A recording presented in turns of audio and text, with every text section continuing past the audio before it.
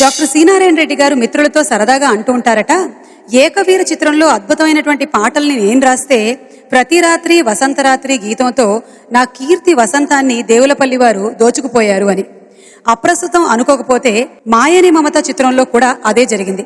అశ్వత్థామ గారు సుస్వర భరితంగా వరసల్ని కట్టినటువంటి 2 పాటలు ఆ చిత్రంలో ఉన్నాయి.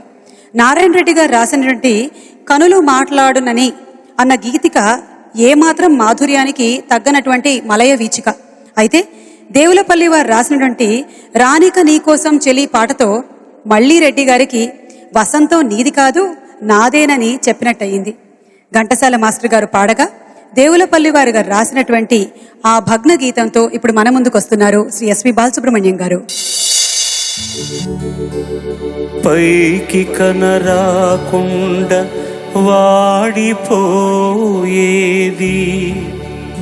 లోకాన హృదయ సుమమొకటే, పెదవిపై నవ్వు పున్నమి పూచిన మదిలో అమావాస్య చీకటే, అమావాస్య చీకటే. రానిక నీ కోసం సఖీ రాధిక వసంతమాసం, రానిక నీ కోసం సఖీ రాధిక వసంతమాసం. రాలిన సుమాలు ఏరుకొని జాలిగా గుండెల దాచుకొని ఏ దూరపు సీమలో చేరుకుని రానిక నీ కోసం సఖీ రాధిక వసంతమాసం.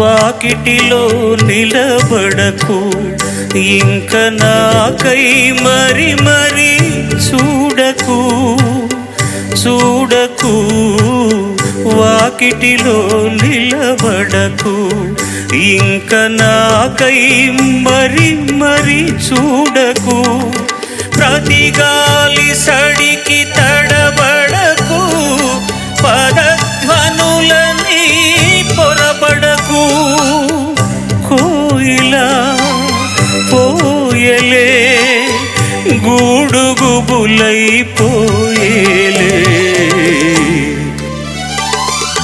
రానిక నీ కోసం సఖీ రాధిక వసంతమాసం.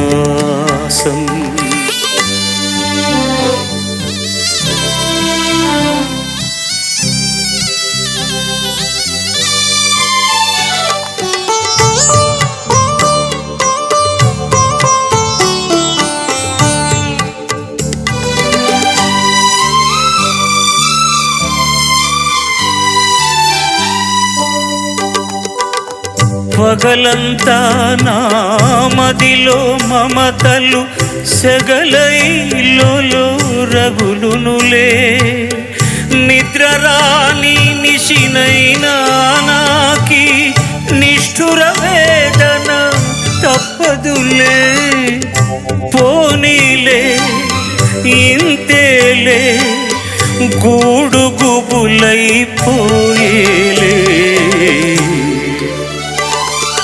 రానిక నీ కోసం సఖీ రాధిక వసంతమాసం, రాధిక వసంతమాసం.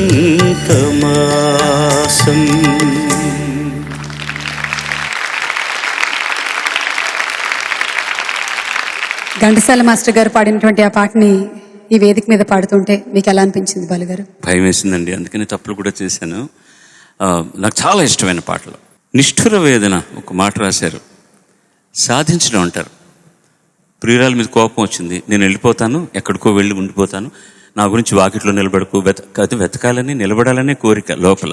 పగలంతా నా మదిలో మమతలు సగలైలో రగులునులే, నిద్ర రాని నిశినైనా నాకి నిష్ఠుర వేదన తప్పదులే, పోనీలే ఇంతేలే గూడుగుబులైపోయేలే.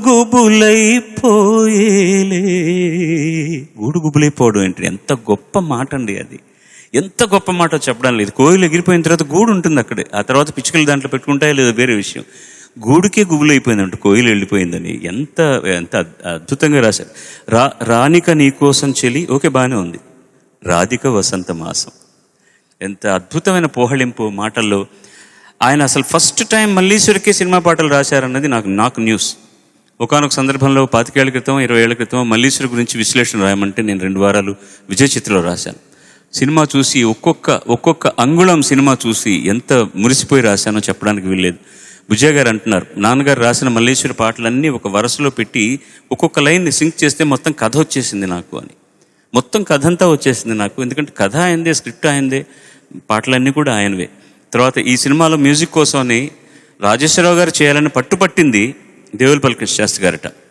బిఎన్ రెడ్డి గారు వద్దన్నారట. టైంకు రాడు, చికాకు పెడతాడు మనిషి, తిక్క మనిషి అంటే నేను ఇంటికి వెళ్తాను, నేనే వెళ్ళి తీసుకొస్తాను, ఇది రాజేశ్వరరావే చేయాలని. అందుకోసమనే ఎంత అద్భుతంగా చేశారో ఆ మల్లీశ్వరుల పాటలు. అలాంటి పాటల వరుసలో వచ్చినటువంటి పాట ఇది. అశ్వత్థామ గారు కంపోజ్ చేసిన పాట. మల్లీశ్వరులు మీకు ఇష్టమైన పాట ఏదైనా అడిగారట వివేక రంగరావు గారు వారి అబ్బాయిని అడిగితే, నాకు ఇష్టమైంది ఎందుకే నీకు ఇంత తొందర అన్నారు. ఎందుకే నీకు ఇంత తొందర ఇస్ నోస్టాల్జియా.